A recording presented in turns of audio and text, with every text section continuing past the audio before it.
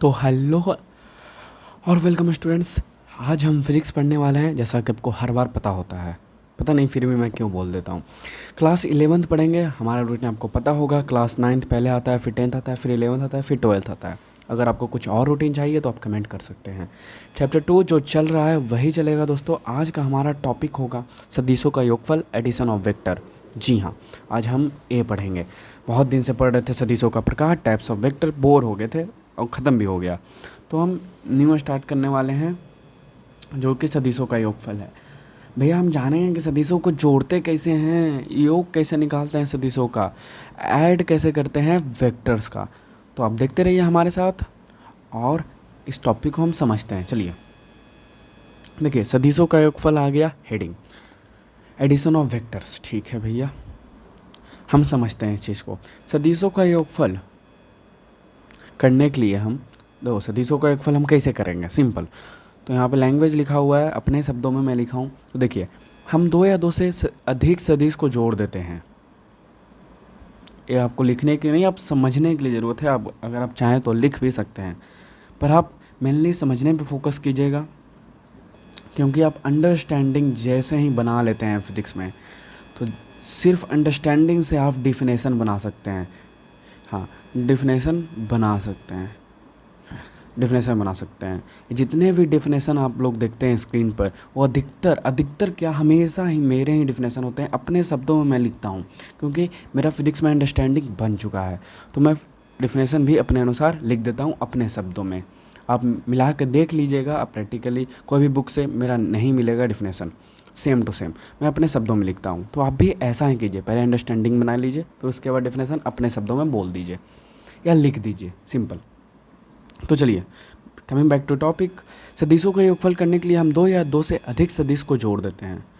भाई यहाँ पे बोला है कि दो वेक्टर ले लेंगे, हम टू वेक्टर ले लेंगे, और मोर देन टू वेक्टर ले लेंगे, यानी दो से ज़्यादा ले लेंगे, यानी टू प्लस मतलब थ्री ले लेंगे या फोर ले लेंगे, डॉट डॉट डॉट डॉट।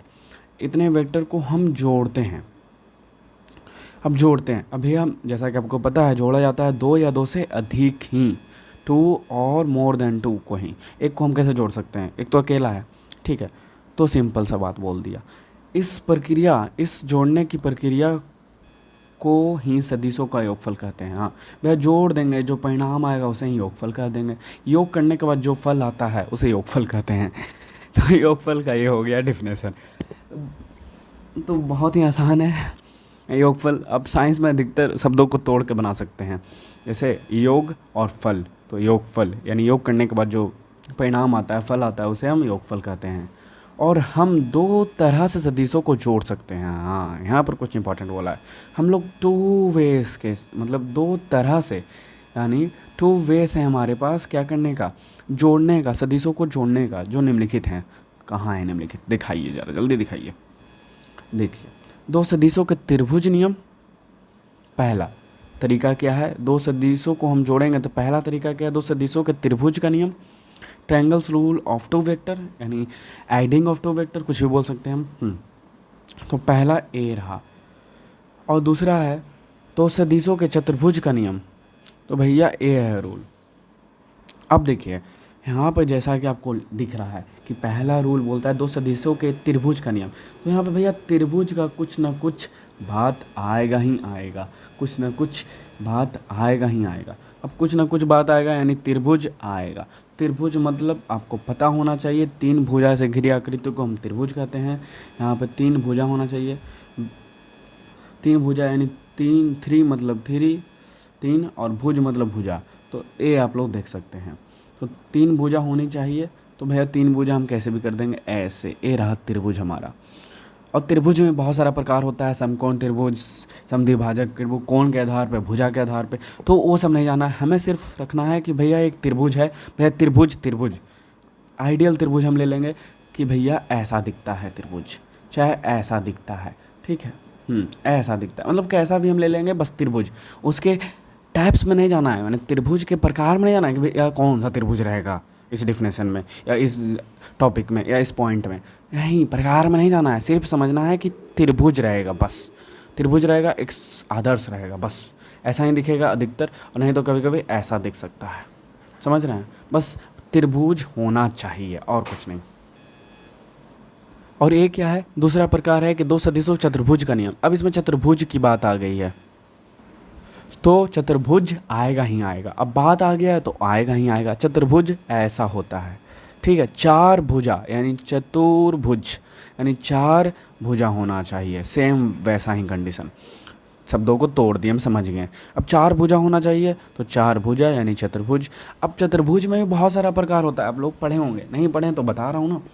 सम चतुर्भुज होता है, समांतर चतुर्भुज होता है, असमांतर चतुर्भुज होता है। तो हमको फिर से अगेन आई एम रिपीटिंग कि भैया हमें प्रकार में नहीं जाना है, हमें मान लेना है कि बस चतुर्भुज है, सिंपल चतुर्भुज मान लेना है।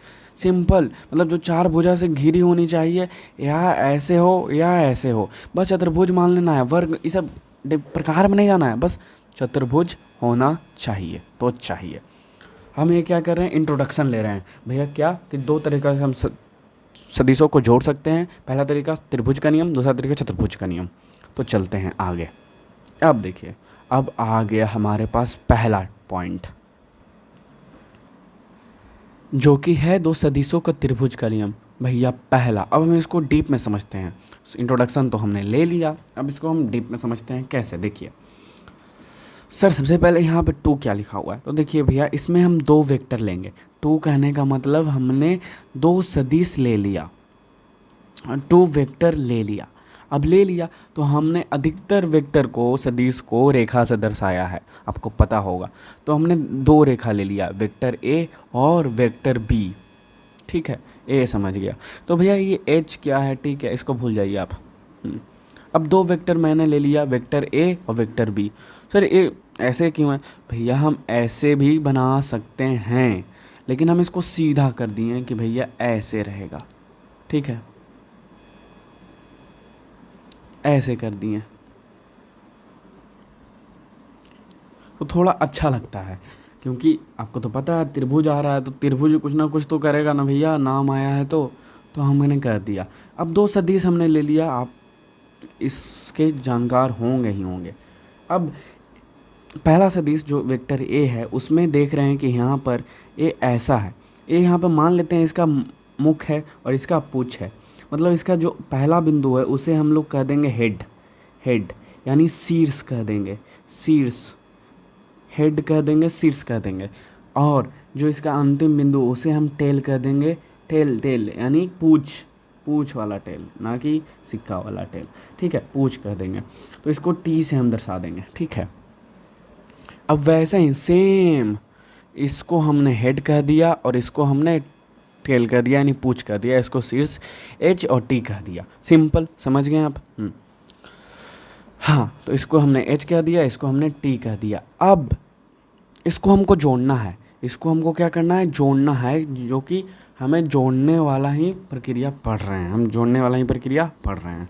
तो इसको हम जोड़ देते हैं। बहुत ही बेसिक से मैं समझा रहा हूँ आपको, बच्चे की तरह आप समझिएगा ज़रूर।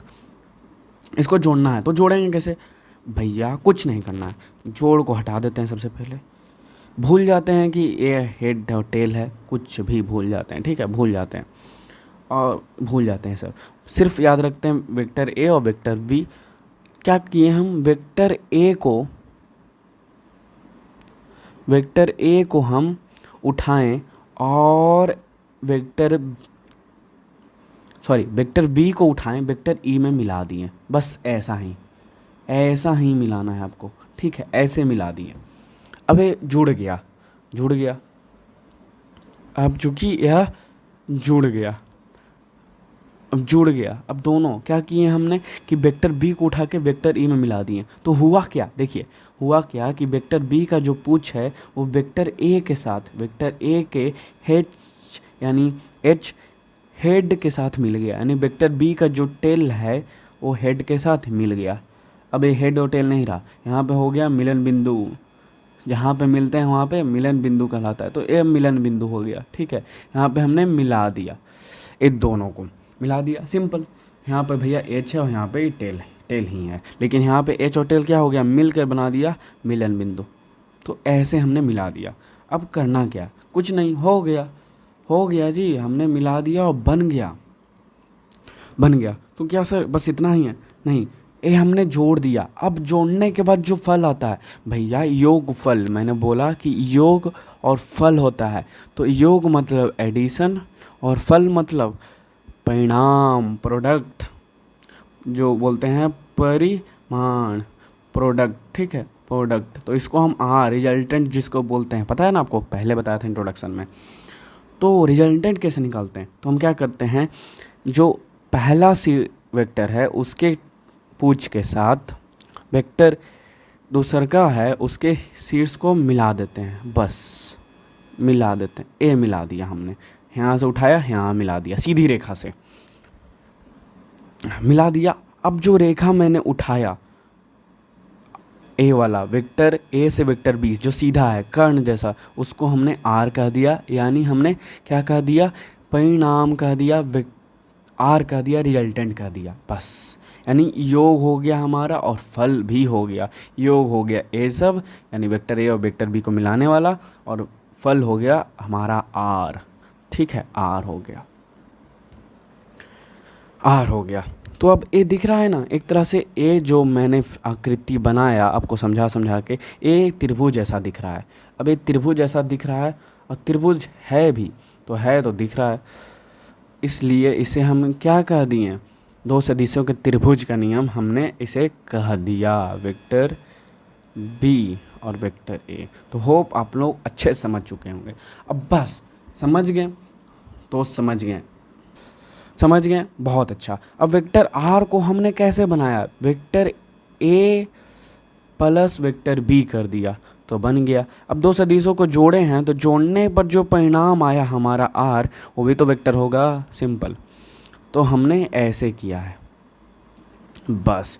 अब ये मैंने जो आपको समझाया आपने समझ लिया। अब इसको हमने डिफिनेशन में, अब किसी कोई पूछ देगा कि दो सदिशों के त्रिभुज का नियम क्या है, तो पूछेगा तो उसका आप समझाइए थोड़ी ना, आप टीचर थोड़ी ना, आप स्टूडेंट हैं।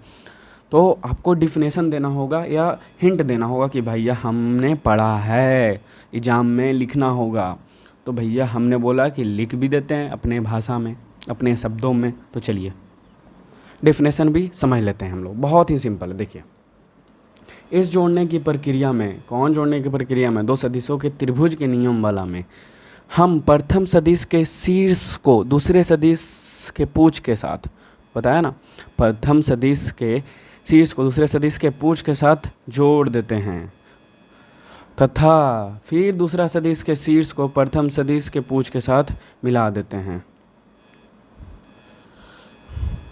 हाँ, तो ये जो सदिश बना, ये पूरा एक सदिश हो गया, तो उसका जो पूछ है और पहला जो शीर्ष है उसको हम मिला दिए, यानी दूसरा सदिश के शीर्ष को प्रथम सदिश के पूछ के साथ। दूसरा सदिश कौन है, वेक्टर ए नहीं, जो बना पूरा।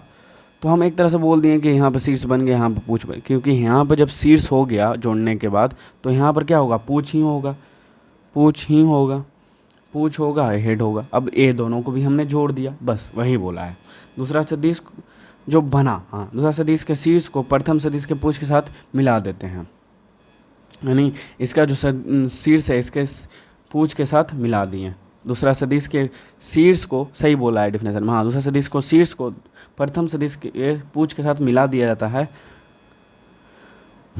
मिला देते हैं। तो इसे ही हम सदिशों के त्रिभुज का नियम कहते हैं। डिफिनेशन सही है, थोड़ा सा मिस्टेक हो रहा था हम सही, ठीक है। तो ये डिफिनेशन बहुत ही सही है, हमने ही लिखा है, बहुत ही अच्छा है।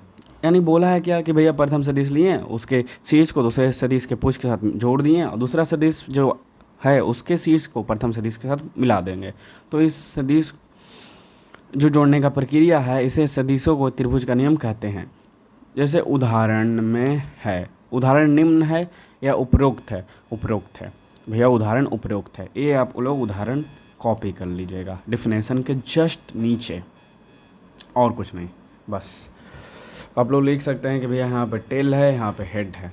तो होप एक पॉइंट आपको बहुत ही अच्छी तरह से क्लियर हो गई होगी, डीप में बताया हूँ मैं। तो चलिए आगे चलते हैं। अब देखिए दूसरा पॉइंट क्या बोला है यहाँ पर भैया, दूसरा पॉइंट, दूसरा टाइप क्या है, दो सदिशों के चतुर्भुज का नियम। भैया हम एडिंग वेक्टर पढ़ रहे हैं भैया चतुर्भुज से, ठीक है। तो अब देखिए जल्दी से समझते हैं इसको भी। यहाँ पर 4 क्यों लिखा है तो आपको पता होगा, यहाँ पर 4 वेक्टर हम लोग लेंगे। अगेन किसी भी वेक्टर को हम सीधा लें या सीधी रेखा में लें या ऊर्ध्वाधर रेखा में लें, कोई फ़र्क नहीं पड़ता है। सीधी रेखा या खड़ी रेखा, उससे कोई फ़र्क नहीं पड़ता है। यहाँ पर शीर्ष होगा, यहाँ पर पूछ होगा, आपको पता है, मैं बता दिया। हाँ, यहाँ पे पूछो किधर भी हो सकता है, पूछो किधर भी हो सकता है शीर्ष, पर हम आइडियली ऊपर शीर्ष लेते हैं और नीचे पूछ लेते हैं। तो सिंपल 4 वेक्टर हमने ले लिया, वेक्टर्स होगा। हाँ, तो 4 वेक्टर हमने ले लिया।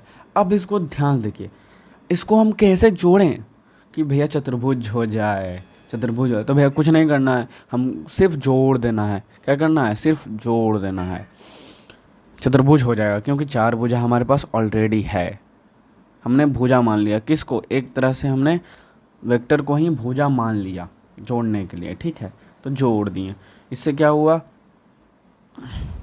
कि हमें जोड़ने में आसानी हो गया और एक नियम बन गया जोड़ने का, ठीक है।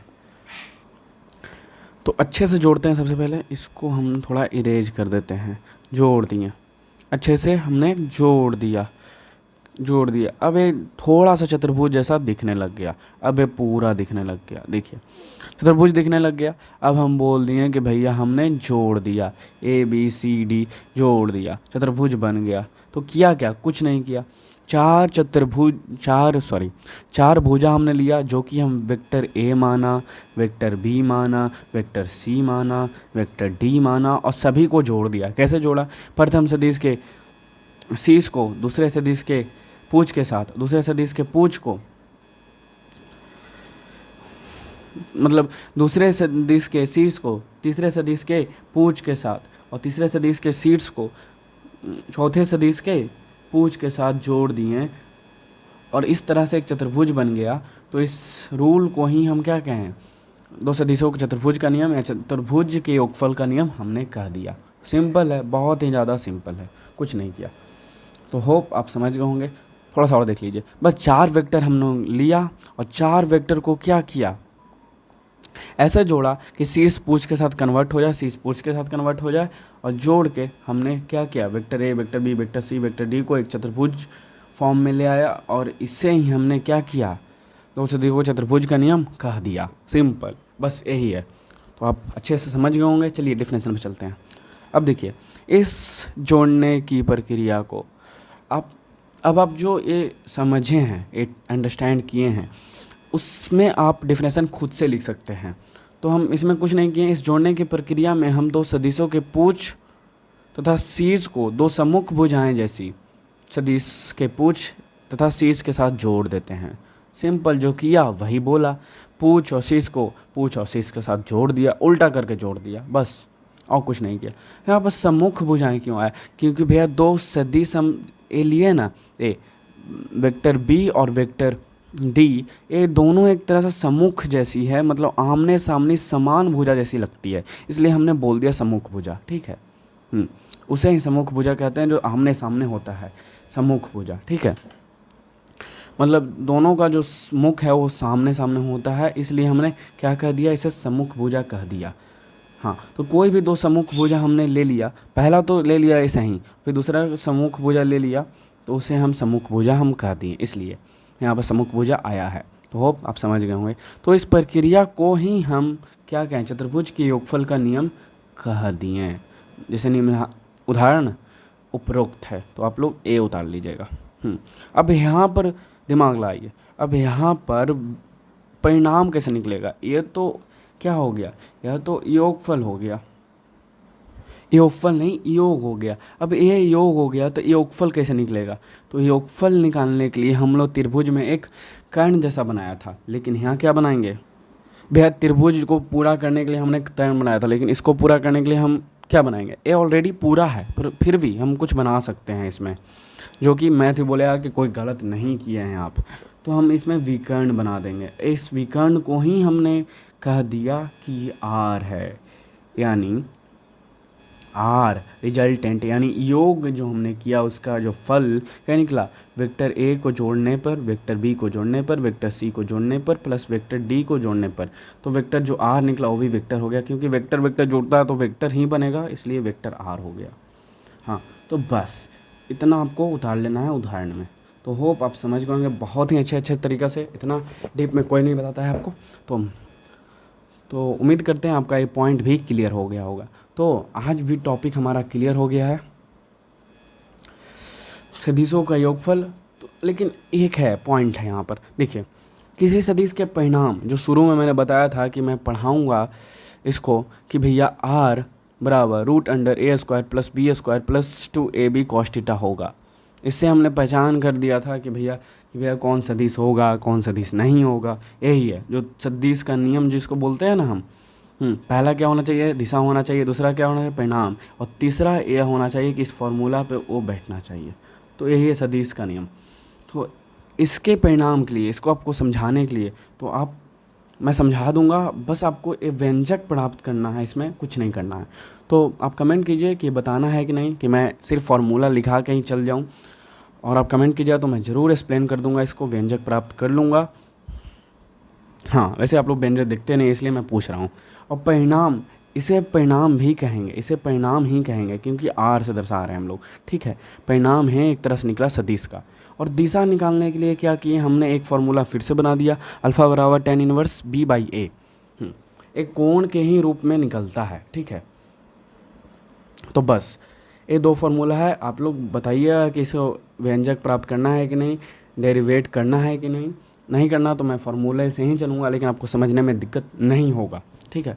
आपको ऑब्जेक्टिव बनाने में दिक्कत नहीं होगा, आपको सब्जेक्टिव बनाने में दिक्कत नहीं होगा। अधिकतर ये पूछता नहीं है, इसलिए मैं पूछ रहा हूँ आपसे। तो इस वीडियो में बस इतना ही। सदिशों का योगफल समाप्त हो गया, टॉपिक ख़त्म हो गया, छोटा सा टॉपिक था। तो बने रहिए आप हमारे साथ, देखते रहिए इवोल्यूशन फिजिक्स, और हो सके तो इस चैनल को सब्सक्राइब कर लीजिएगा और अपने साथ दोस्तों के साथ शेयर भी कर दीजिएगा। थैंक्स फॉर वॉचिंग, आपका दिन शुभ हो।